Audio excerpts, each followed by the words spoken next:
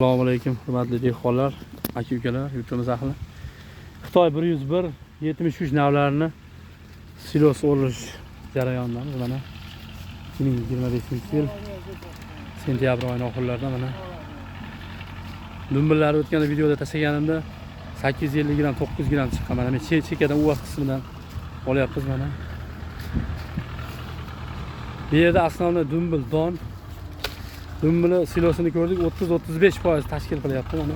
Aslida 800 gramdan kam emas. Deyarli poya bilan nimani massasi bir xil. 250 shunaqa chiqyapti. Bunaqa ba'zi bir navlar bor. Nimasi past bo'ladi. Dumbili kichkina bo'ladi.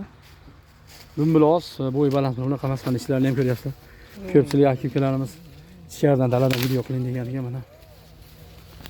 Xitoy 101 mana ishlardan kelyapmiz. Dumbillarni mana Jaguar kombayn zo'ryapti. 100 metr, 120 metr yerda bir tilashga bir preset bo'lyapti. Xitoy 101 nav. Silos uchun 859 gramdan mana. Bir donadan olgan, 2 dona desa endi yolg'on bo'lmasin, lekin dumbillarni ko'ryapsizlar.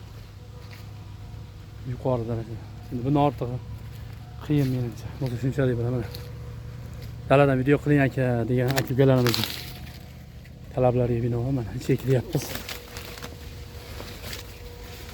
İç tomonlari bor. Kam 600-700 gram, bunaqa 500 gram yo'q buning ichida. Deyarli bitta yarim tal, ikkinchi olgani hosil bo'lmasa qolgani mana. Akalar, maktab hamma urug'ni Xitoydagi olinglar. Men o'zim urug' sotaman.